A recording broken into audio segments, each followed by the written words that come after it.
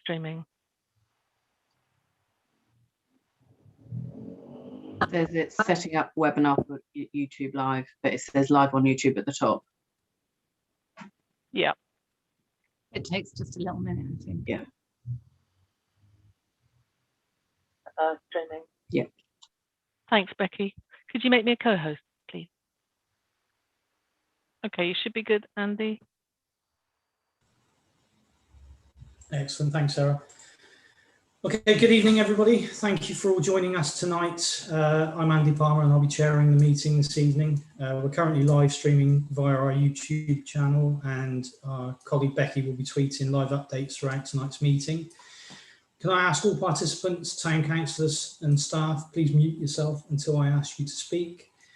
Can you please use the electric blue or yellow hand to ask a question? Two ways of doing this are by clicking on the participant button at the bottom of your screen and selecting the blue hand icon, or the three little dots at the bottom.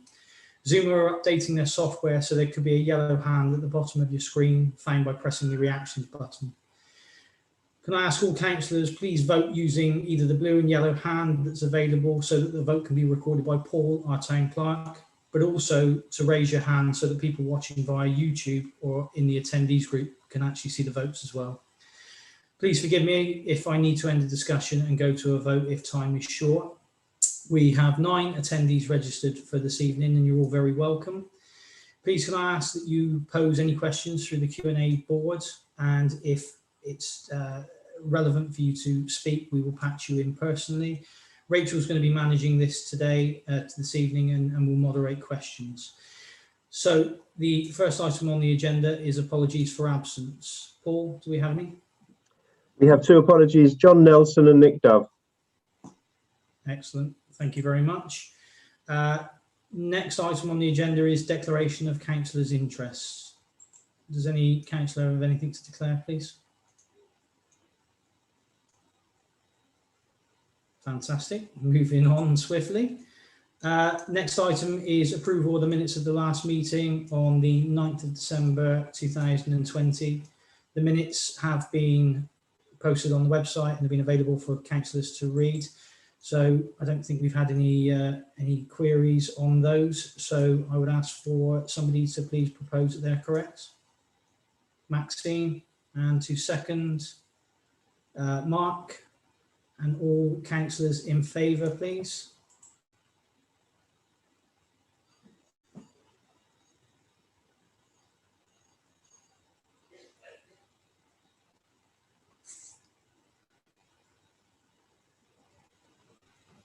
That's unanimous. Thank you, everyone. Just wait for everyone to lower their hands. Fantastic. So the next item on the agenda is questions and comments from the public and councillors. We're actually going to change the order of this slightly this meeting. Ordinarily, we start with colleagues from Frome and then move through the tiers, district, county, and then go to the public. We're actually going to start with questions and comments from the public this evening. But before we actually do that, there's something that I wanted to just raise and just say a few words with regards to the Saturday market. So firstly, we'd like to thank Mendip District Council for making the right decision regarding the reintroduction of Saturday trading. On behalf of Frome Town Council, I'd also like to once again put on record our thanks to Frome Chamber of Commerce for being willing yet again to work with us to find an initial solution. And most importantly, we would like to thank the market traders for the work they put in and for not giving up through what had been an incredibly challenging time for them. Now, obviously, a lot has been said on this subject over the last couple of weeks in public. And quite frankly, tonight, I'd like to draw a line under it for this evening's meeting. And I'm not intending to open it up to any comments or questions. And if it is raised, I probably will like to close that down. So if everyone could remember that, I'd be grateful. So first of all, if we can go to comments or questions from the public. Do we have any yet, Rachel?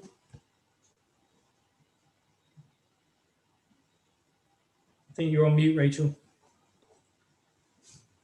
Sorry, we don't have any on the board, and nobody has their hand up. Okay, fantastic. Obviously, we'll revisit that throughout the evening if any come up. So in that case, we'll move to councillors from district level first, please. And I believe that Janine was wanting to raise something first of all, please. So if we can patch Janine through. Good evening, everyone. Can you hear me? Hi, Janine. Yes. Hi. Obviously, as a result of things that have transpired recently, it's apparent that communication has been a massive problem. And so we're trying to address that problem. We've been in contact with a few of you to try and sort out initial solutions to things. I understand that some of the aspects of concern, like Boyles Cross, there's been an update on between Anne and Roz. And obviously, we've covered off the markets for now. In respect of East Hill, if you'd like an update, Richard Pinnock is very happy to give you an update. If you'd like him to come and speak on the subject, then if you'd like to invite him to do so, he'd be happy to come in and speak to you about that. As that stands at present, he doesn't have an update, but when he does, he will be updating both Frome Town Council and Mendip at the same time. And there are proposals on the table that we would like to put to you as Mendip Lib Dems in the next few days, hopefully by midweek, to try and improve comms going forwards. So I appreciate, that there's been a lot of bad feeling, and I'm sorry for my part in that, and I'm sorry that that happened, and I'm quite determined to change things going forward. So as soon as feasibly possible, we'd like to sit down with you and work out a plan. I also have apologies, if you haven't already had them, from Richard Pinnock, who's in another meeting, and Helen Sprawson is unable to attend. And I also think Adam and Drew are here with me tonight. Fantastic. Thank you very much, Janine, and thank you very much for the sentiments and for the way that you've taken this on and moving it forward. It's appreciated. Thank you. Before I see a couple of hands before I go to any other district councillors, were these specific questions for Janine, guys, before we open it up to general comments? In that case, I'll go with Scott and then Anne, please. Yeah, just first of all, thanks to Janine for sort of standing up and making a statement there. I'm hoping, sorry, I'm hoping that that's a wider Mendip thing, because the communication this past week between myself, I can't speak for other town councillors, but myself and some of the Mendip district councillors has been absolutely fine. And any communication issues, I don't think they've ever really been with the Frome ward councillors. I think it's more of just of a Mendip district council to Frome council, and possibly backwards, who knows? We won't know until we meet, but I am looking forward to it. I'm sure we can come up with ways to just smoothen the whole process. Thank you. Thank you. Sorry, I was on mute. Anne, please. Well, Janine mentioned it there, but I thought I'd read out some good news that we've had, some communications we've had from Mendip this afternoon. I've already shared it via email with the councillors, but in a more public forum. So this is an email we got from Ros Wyke this evening, really. And it's about Boyle Cross. Hi Anne, further to my email, the update meeting today has met regarding the proposed return of the Boyle Cross to the people of Frome. I understand the legal and process issues are being finalised, and both the valuation of the asset and the preparation of the heads of terms agreements are being prepared. While a formal communication will be going to your clerk in due course, I thought this update might be of help for your members. So real progress on that front as well, which is really good news. Thank you, Anne. Right, go and put that somewhere to dry. Thanks, Anne. Okay, and thank you again, Janine. Appreciate you coming in to talk to us about that. I see Shane's got his hand up, and I believe Drew also wanted to add to the conversation. So, Rachel, could you patch them both in, please?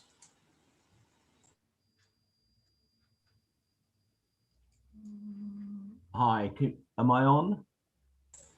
Yeah, Shane, you're through. Oh, great. Hi. Yeah, just a couple of things.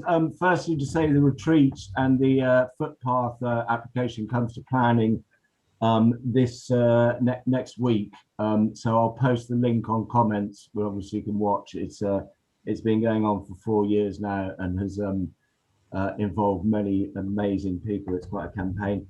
And the other thing is just to note that the appeal against the local planning decision for Bristol Airport expansion is open. So if Frome Town Council would like to put in comments to hopefully stop the airport expanding at Bristol, it's obviously quite close to here. Yeah, that's also going on, and I'll post the link in the comments as well. Chat. Thank you. Fantastic. Thanks a lot, Shane. And then do we have Drew?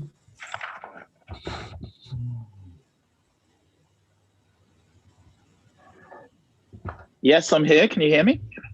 Yes, Drew, carry on.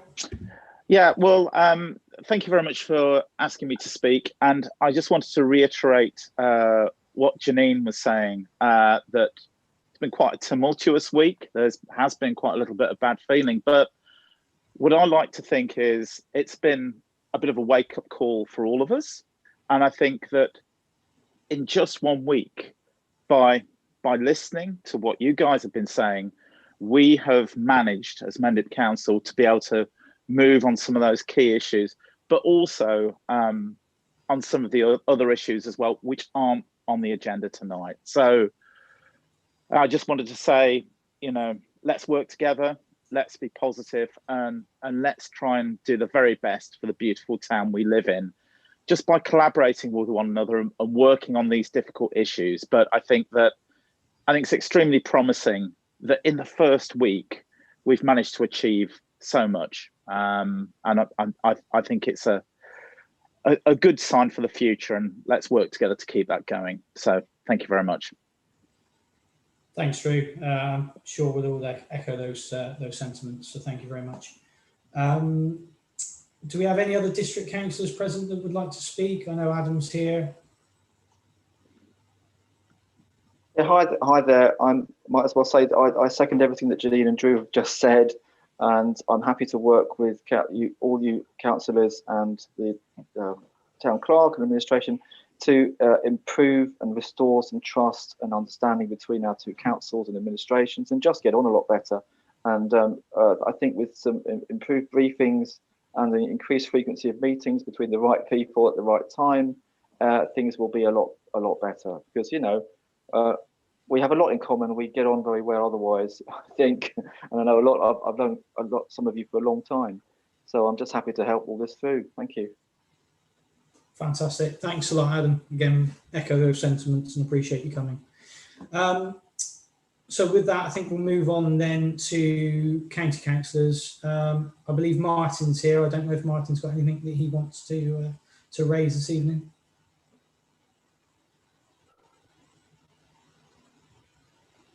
Okay, can you hear me?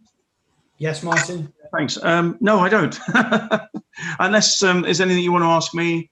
The only thing I can tell you is that there's been ongoing discussions regarding the new form of governance in Somerset that's been proposed, and single unitary. We think we might get some sort of decision quite soon.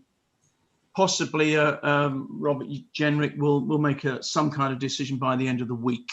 And that's about all I've got to report on. Thank you, Martin. No, that's great. I mean, he was clearly very busy today in Parliament. So thanks. Thanks a lot. Right, so we'll move to questions and questions and comments from town councillors. Obviously, we've got district and county councillors present, so if anybody wants to ask questions of those colleagues, then feel free. So I'm seeing hands from Rob and then Paul, please.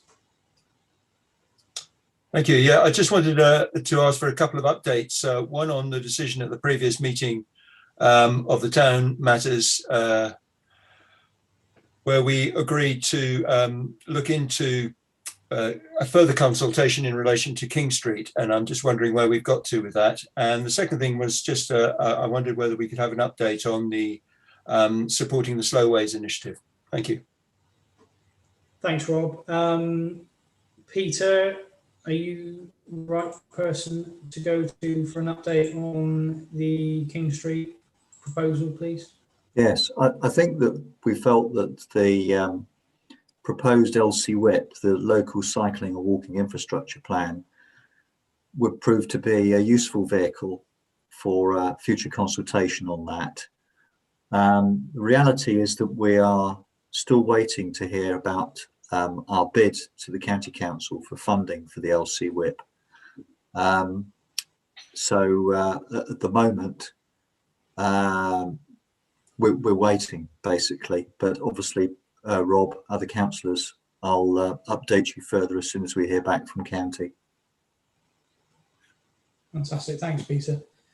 I've got, sorry, Emma, did you want to come in on that? Or... I just wondered if you wanted me to say a tiny bit on the Slowways. Rob asked for an update please, yeah. on that. Yeah, there's actually nothing to update at the moment. They were going to start recruiting volunteers and walking the routes in January, but of course the lockdown has stopped that. So we're just waiting to hear when they're going to be up and running, and then we'll take it from there. So thanks, Emma. That's great. Paul, please. Thanks, Andy. A couple of things.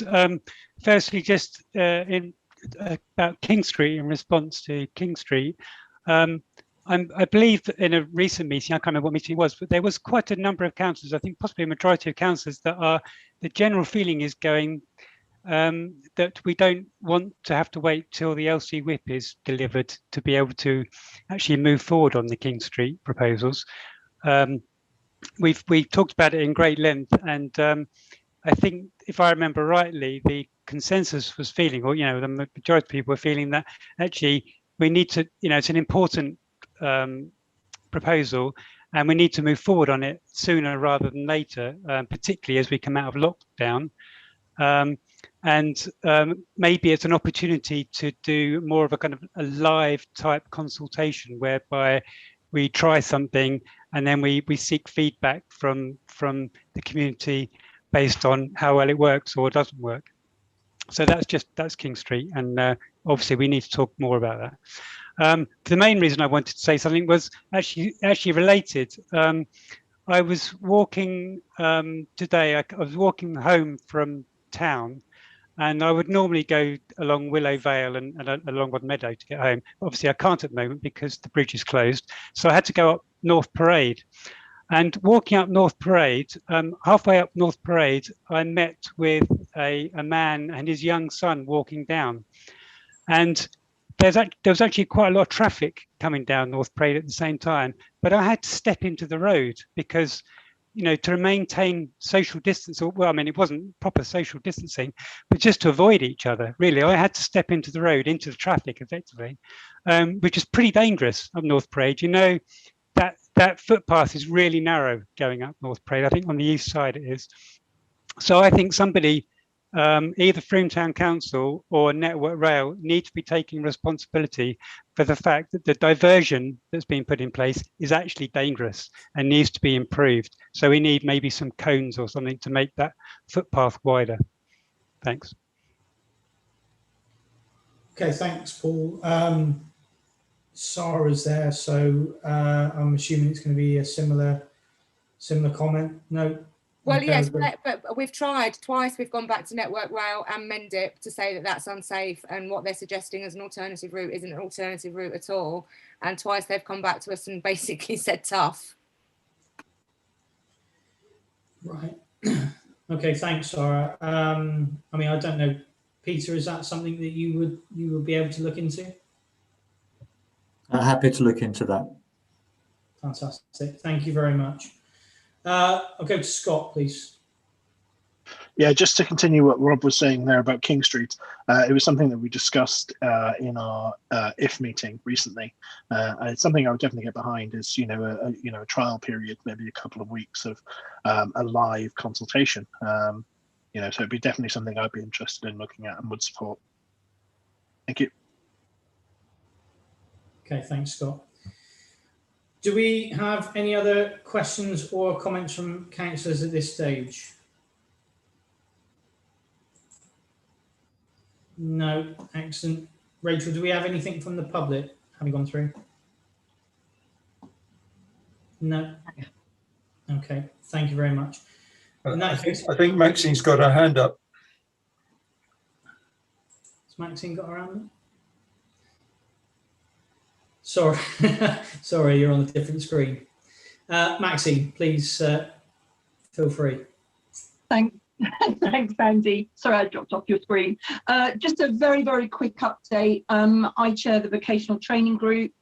We've been going on all the way through lockdown. And the next meeting, which is at 3 p.m, I think, on the 18th of March. Yep. We're going to actually have a lot of young people attending, so that instead of talking about vocational training for them, we're listening to them and how they're feeling at the moment. We're doing quite a lot on well-being as well. And I really wanted to open it up and just say, if anyone wants to come, just let me know and we can add you to the list of attendees, because I think it's important that we all hear what the young people say. Thank you for the time, Andy. No worries, thanks, Max. Okay, if I've got no further questions or comments, I will move on to the next item agenda, which is, excuse me, an introduction to the new lottery-funded Green and Healthy Futures programme. And this item is initially going to be in the hands of our new resilience officer, Nikki Brain. Nikki, obviously, this is the first time you've brought something to Town Matters or indeed any committee. So thank you very much and good luck. Thank you. Yeah, so I'm Nikki. I am the Town Council's new resilience officer. I'm also joined by Jenny Hartnell from Free Medical Practice and Johannes Muller from Adventure to talk you through the lottery funded project. So Laura, could we get the slide? Oh, I don't have the slides on my screen, but yeah, there we go. So some of you might have seen a few of these before, but hopefully it's new to most of you. So really the basis of this project was the interlinkages between health and climate, which this slide tries to demonstrate, that there's a lot of them. And the idea being that by engaging and focusing on health, we're actually going to reach different sections of the community that we might not reach through just talking about climate, but actually that there are significant co-benefits through addressing both. So healthier people make a healthier planet. So if you move on to the next slide, that was just to say that yes, we've been successful in getting almost £300,000 from the lottery's Climate Action Fund. So that will enable us to deliver the project over the next 2 years initially. So on to the next slide. And what this means in practice, we've got 7 different projects which are all separate but interlinked, and each of the partners in the bid are leading on some of these work packages, which we had a paper come through. We had a paper shared before the meeting, which set some of these out, but we'll talk through these in a bit more detail in the presentation. So just to move on quickly to governance. So the partnership board is formed of our 3 organisations who submitted the bid together. Crucially, the funding will support 3 new roles. So there'll be a project manager who will be employed by Adventure, a Green Health Connector who will be based at the medical practice, and then the climate evaluation lead who's going to be based at Frome Town Council. And we expect all 3 roles to start in March. We'll also be working, so existing staff in all organisations will be working to support delivery, and also new project staff and contractors. So for example, we'll be working with the Centre for Sustainable Energy to deliver the Healthy Homes by Prescription package. It's also worth saying that Frico and Sustainable Frome contributed to developing the bid, and we're also going to be working closely with them to help deliver it as well. So on to the next slide. I'll pass over to Johannes to talk through the transition shed. Hi there, good evening, everyone. So the transition shed is going to be a weekly event, and the core idea of it is that it becomes the heartbeat of the project that we can use to really draw in and connect to different sections of the society, of the community in Frome. And there will be practical activities like making draft excluders to fixing your bikes in partnership with other organizations in the town. And we will also offer project support for other green and health initiatives that we hope that residents will be setting up over in the next couple of years. And I'll leave it there for now. Okay. So I'll talk through the evaluation work. So Frome Town Council will be employing a climate researcher to help us to maximise the impact of each of the projects and also evaluate them in terms of our climate, health and community impact. Their work will be reviewed externally to make sure it's robust and verified. So we're hoping to work with Bath University and Bristol Medical School on that. I'm also hoping that through this work, we'll have a kind of template and a methodology for measuring climate impact, which we'll be able to kind of use and share as a tool, both in our own work and for other organisations and councils. So on to the next slide. That's back to Johannes. So one of the projects that we're holding is the storytelling and communications piece, and really to look at how the story of healthy people and a healthy planet is connected. And the whole bit was majoring quite heavily on that, of how we can connect that in people's hearts and minds and behaviors. As part of that is not just the, getting people to the different events and take up of our different activities, but also to organize an annual conference, as well as producing resources, films, toolkits, and all of that we can share more widely. Okay, so over to Jenny. Just before I say my bit, I'd just like to say a huge thank you to Johannes, because he has put so much work into this. He's kind of been the guy who's kind of got it up and going, really, and brought us all along with his enthusiasm. So huge thank you to Johannes. So our Green Health Connector, who we've employed, and she's Charlotte, and I believe she's here today. She is going to be building on Health Connections Mendip's Community Connector programme, which is all about the community talking to each other and the power of a friend, a family, a neighbour, a colleague passing on information, and that being far more powerful than a leaflet or someone telling you something in some kind of, like a GP maybe telling someone. So actually that's sort of flat hierarchy thing. So Charlotte is going to be training, well, first of all, developing a training package, and then training 200 green community connectors, and also 20 train the trainers who will then go on to train more green community connectors. As I say, these connectors will pass on information to friends, family, colleagues, to link them with things that are good for them and good for the planet, and reduce their carbon footprint. That person, well, Charlotte, will also be the link between the community-based projects and the GP practice, and vice versa. And she will also be working on Frome Medical Practice's Green Impact Award. So as a practice, they've won the Green Impact Award for GP practices across the country. So she'll be helping with that, which will be bringing in a lot of the work that happens in the community into that Impact Award. And also we'll be supporting the Healthy Homes by Prescription project and the Cycling by Prescription programme. And just to say that in GP practices, the thing that has the biggest carbon footprint is pharmaceuticals. So if we can do things to keep us healthy and happy, and or maybe even deprescribe things like inhalers and things, it can have a huge impact. Next slide. Dr. Kingston would usually be doing this bit, but this is the Choosing Wisely.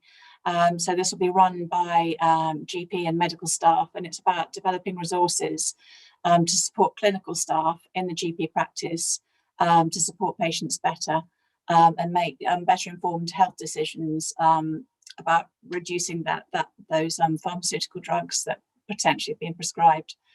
And it's also working with Charlotte, our Green Health Connector, on linking into lots of low carbon healthy activities, for example, the cycling on prescription, and empowering the community to improve their health in a low carbon way, which then links into the Green Community Connectors.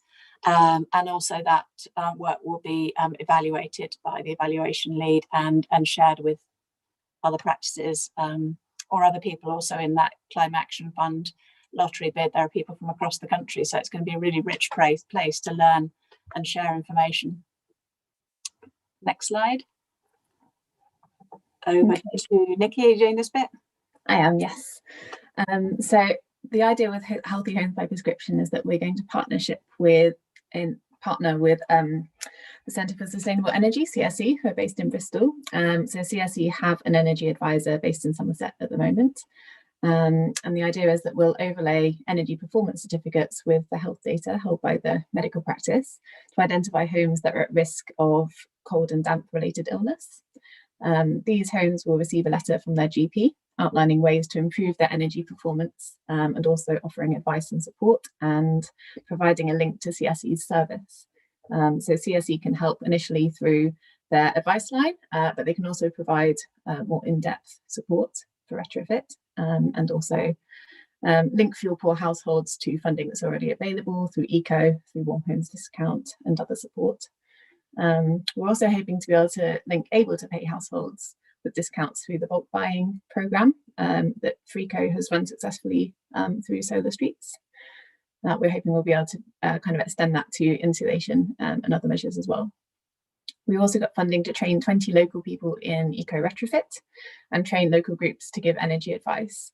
And that's really important in terms of the kind of skilling up within the community and making sure that there's lasting impact as well beyond the 2 years. So on to the next slide. I'm actually going to hand over to Emma to talk through cycling by prescription. Thanks, Nikki. Yeah, so the cycling by prescription project, we've got money to buy some electric bikes. So we'll have a fleet of e-bikes that will be available on a month-long loan to people referred by the medical practice. And so with that loan, they will have a lock and lights and a high-vis jacket and panniers, things like that.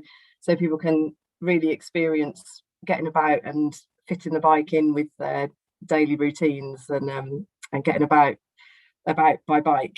But alongside that, there's also going to be weekly cycle confidence classes as well, so that there's support along the way, because some people may not have ridden a bike before or might be completely new to it. So there's that support, and then that can then feed into long-term groups that are around and other support there as well. So that's the cycling by prescription scheme.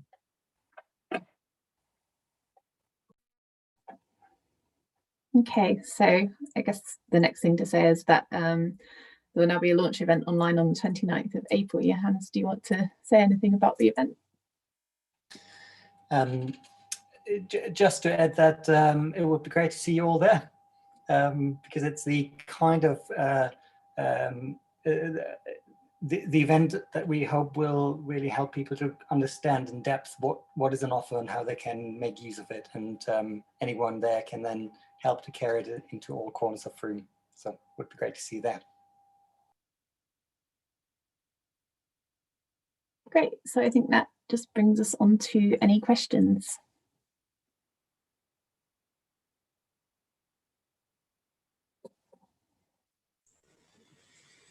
Excellent. Thank you very much, guys, for a brilliant presentation. So yeah, we can take some questions from councillors now. I can see Ali, then Rich, please.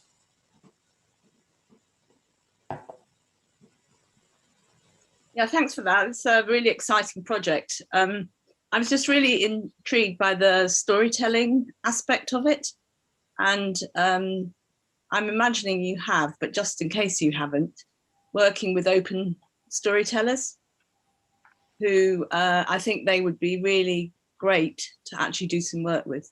They've got some really exciting projects and do exactly what you're talking about, different aspects of it. So just put that in. Thank you. Fantastic. Rich, please. I just, it's not a question, it's well done, folks. It's fantastic, really, really good. So really, I know it took a lot of hard work. Johannes, you're a genius. Jenny, you've done great stuff over the years. I mean, it's fantastic to be able to do something with working with the council again and the medical practice. And Peter, I know that you put an awful lot of time in, Emma and various other people and Nikki, but it's great that we've got this. It really is. It's fantastic. It's, you know, up there on the ceiling in terms of what a town council can achieve. So well done, everybody. Brilliant. Thanks, Rich. I've got Rob. Sorry, Nikki, did you want to come back on? Oh yeah, I just wanted to kind of acknowledge that Anna Francis was, as a couple of you have said in the chat, was kind of leading from the town council's perspective on kind of putting this together as well. Obviously she's on sabbatical, but just wanted to kind of make sure that that was acknowledged too. Fantastic, thanks, Nikki. So I've got Maxine and I've just gone off screen, but I think I've got Rob as well. So Maxine and Rob, please. Hiya, thank you everybody. This is absolutely amazing and congratulations to everyone. What I wanted to ask is, I mean, this is particular of interest to me because I'm overweight, but is there any link between, you know, the healthy living and any sort of anything with the medical practice or anyone else with healthy eating? I just wondered if that was a thing, because I'd be interested in doing it and being a bit of a poster girl for it. I think absolutely those kind of ideas would potentially be the ideas that might come up and be fed back into the transition shed or through the Green Health Connector. And we have a sort of ongoing rolling program of Healthy Lifestyles program, which doesn't focus on weight loss, but focuses on sleep and exercise and relaxation and things, in order to then potentially have the knock-on effect of losing weight, but also the healthy eating bit of it, absolutely, and that green and local food and things, we can plan that in, and that would be great to bring that in. And those ideas, this is what it's all about, getting excited by individuals, you know, people's energy and what's important to them and bringing it in. Fab. Well, I'd love to get involved because I want to do it myself and I want to help other people as well. Thank you. Brilliant. Thanks, Max. Thanks, Jenny, for responding. Rob, please. Yeah, I'd just like to echo the sentiments around congratulating everyone on achieving a fantastic project. I do have a specific question which echoes one which Adam Boyden has put in the chat, which is around connections with Mendip District Council's policies in this area. It'd be good to just hear a bit more about that.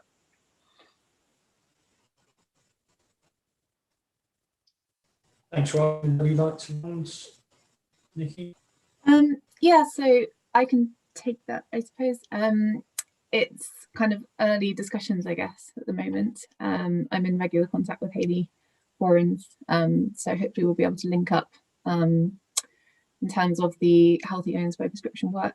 I don't know if Jenny or Johannes, you have anything to add on your work packages? Well, just that we've always worked very closely with Tracy Aarons, so I suppose we would sort of, anything we would get through her, but I've seen Mendip District Council is doing some great tweets on warm homes and things like that. So I mean, just from what I can see from that, it'd be a good way to link up through there. But yeah, I'm sure it's early stages, so I think the project team would pick up on those kind of things. And Johannes? Maybe just to add a note on partnership working in general and linking with existing activities, because there's a lot going on in our town in that regard already, like groups that help or create benefits both in the climate or sustainability context as well as the health context. And the Health Connector will be working on building a lot of these connections initially and referring people not just to the project that we've just presented, but also all the other existing things that are already there. And it's really important for us to link in. And if you do see connections like that or have connections like that, please pass them on to any of us really, so that we build them in. Thanks, Johannes. I think Emma, did you want to come in? Yeah, just to add to that as well, that there's also scope to create a toolkit for each project as well, to roll out further afield. And certainly, like, we've got 2 bikes already in Frome that are just available to hire, and I regularly get asked from around the country, people that have seen them on the Clark's Update or wherever they've seen them, and saying, oh, can you tell me more about this? We'd like to set one up. And only in the last month I've heard from Nottingham and from Brighton, I think the other one was, just asking about just 2 e-bikes that we hire out, just a simple thing. And so I think this has got real scope that people will be interested in. If we have a toolkit to say this is how we did it and this is what you could do, then that would be really beneficial and really good to do as we go along anyway. Fantastic. Thanks, thanks, Emma. I think I see Janine's got a hand up as well. Is Janine still in the group with us? Hi, actually I popped it in the chat in the end because I didn't know if you could see my hand. It was just wondering whether or not you guys had actually invited any Mendip district councillors to your launch evening, because like we've already been discussing for the last 5 minutes, it's an amazing thing that you're doing, and it would be brilliant if we could roll it out across the district. And you've done such an amazing job. It would just be great if we could, you know, get motivate. I think you could motivate a lot of good work going forwards and expand, you know. And I just wondered if we could invite them if you haven't already. But I've already put it in the chat. Sorry to repeat.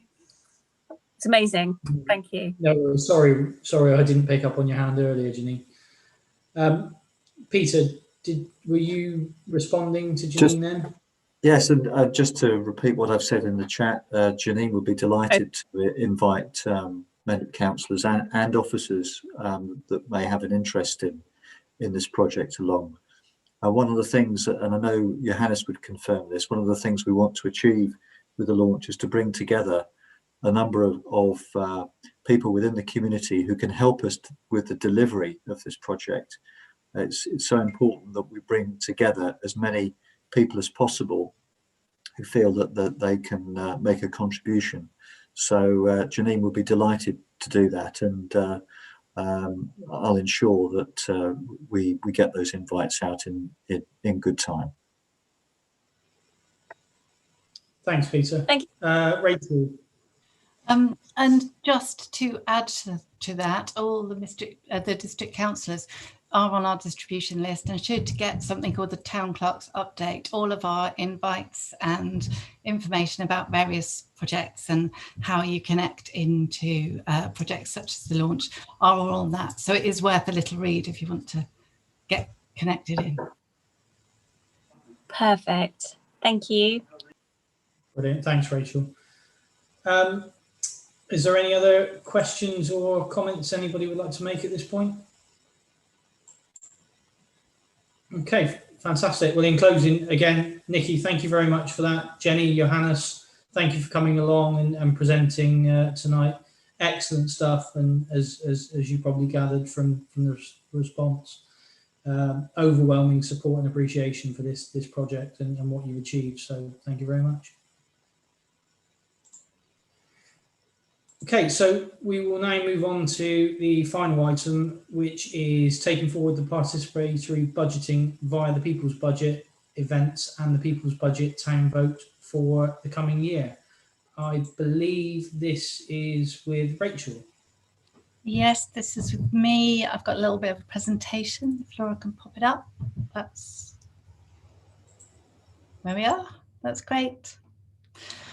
If you just wanted to move us on to the next slide, Laura, that would be great. Thank you. So the People's Budget, let's start with a reminder about what it is. I know we visited this in December, but now in its 5th year, it's a mechanism that allows meaningful choices about how a portion of our budget is spent.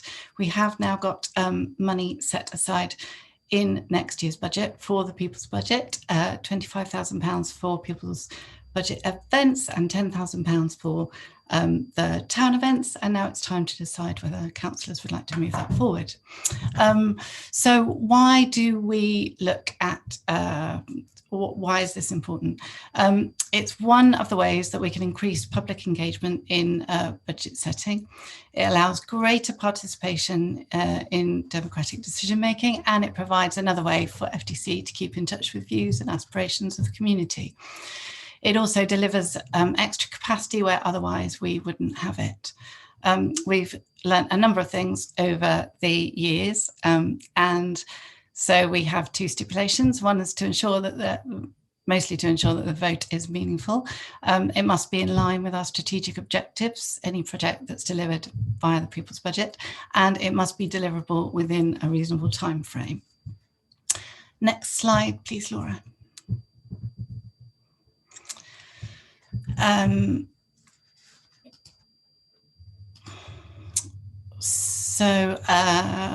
As I said, we have £25,000 available for events, all of which will benefit the town. There's a £10,000 maximum for each event. Businesses, organisations or individuals pitch through a film, a written description and a costed budget. Projects are voted on using an algorithm whereby they're judged on their own merits rather than a most popular voting mechanism, and it's important that there's a level of meaningful engagement about how people arrive at the decision. As in line with previous years, all year 8s will vote in this proposal, and their vote will again be weighted to count towards 30% of the vote. This addresses certain demographic issues. People from 10 right up until however old are able to vote, but by and large, it is older, more informed people who do choose to vote. So this tries to address that. As an aside, in previous years, though, Year 8s have voted generally in line with other residents. This People's Budget event has allowed a host of fantastic events to take place, which we might not otherwise have had or realised that there was a need for, from lanterns to fireworks, to the Big Red Bus, to the Thanksgiving growing supper events by Active and In Touch. To remind you, the winners from last year were the festival, who are reconfiguring their event for a socially distanced world, Gen Z Festival, the new incarnation of the Children's Festival, and last but not least, the marvellous Window Wonderland, who this financial year will give us not one, but 2 fantastic events for our money.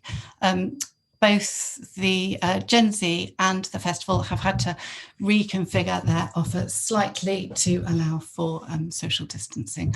Obviously, when it comes to People's Budget events, we are not expecting to have pitches for enormous town-wide events. So we are imagining that anybody who pitches for an event will have to ensure that it's socially distanced and able to take place within a reasonable time frame. Next slide, please, Laura. So that brings me to the People's Budget Town. This is a £10,000 pot, and we've learned a lot over the previous years. First year taught us only to ask people what we can deliver. The second year provided great debate and gave us the orchard, but was seen as frivolous to some. And finally, with the help of Public Square, we did manage to find a process which allowed ideas and debate to form the essence of the programme, but the choices themselves and the eventual winner, £10,000 on a detached youth work problem, ended up being quite much of a muchness in people's imagination. The important element about this, though, was the amount of discussion that took place, and if you go onto your priorities, you can still see all of that discussion and engagement. So this year, the proposal is that we will shake it up slightly.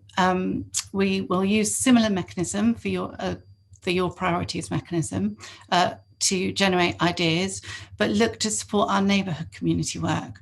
We'll be looking at location-based projects and collections of people, be they residents or businesses, pitching for up to £1,000. And so we're expecting to have at least 10 projects that we're able to take forward. These projects will be generated at a street level and can be supported by our neighbourhood network project officer. These could be anything from hanging baskets, street closures and street parties, or litter bins, or hopscotches painted on the street, but they must be looked after by the community themselves. Similar to the grants process, of course, the other aspect to this is that all projects must demonstrate improved physical, mental, emotional health and environmental or economic outcomes, and have direct positive impact for Frome residents. So those will be the criteria within which the projects will be allowed to go forward to the vote. Thank you, and that brings us to the recommendations. Does anybody have any questions? Thanks, Rachel. Excellent as always. Do we have any questions for Rachel? I can see Rich. Hi, Rachel. It's great that we've made a few modifications to all of this. I think it's still a valid way of giving money out to the community. You mentioned that I always forget what it's called, the Your Project site. Your priorities. Your priorities. Okay. I just wonder if we could push that forward somehow, like, because it doesn't stick in my head yet. Is there a way we can brand it so that I remember it, maybe, but other people as well? We can't brand it, but we can embed it everywhere. So Okay. that's the way that we'll do it. We won't push it as the platform itself, but we can embed it in everything that we. Okay. Yeah, that's good. And when you go onto the page is branded within our brand guidelines. So it's sort of a seamless link from our website to it. Yeah. Okay. Thanks for that. Yeah. It's one of those things. I keep forgetting it's there, and then I see a little link and I go to it and I think, oh yeah, there's all of this. I must use it more. I must look at it more. So it's a really good tool if people use it. And it's really good tool for seeing how other people are engaging with their communities too. Yeah. Yeah. But some excellent ideas. Brilliant. Thanks, Rich. Do we have any other questions or comments at this stage?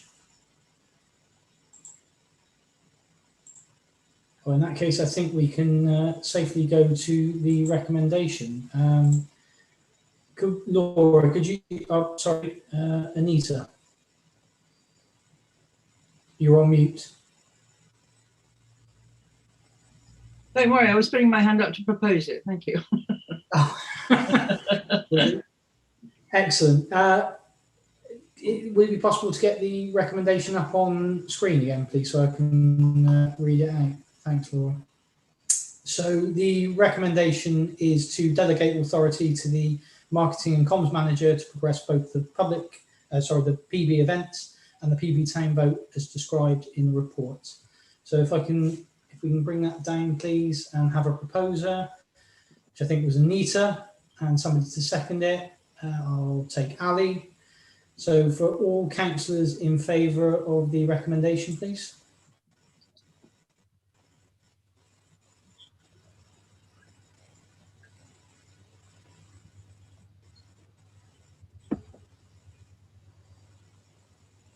I think that's unanimous. Can I just check and ask anyone to put their hand up if they were voting against, just to make sure it's unanimous?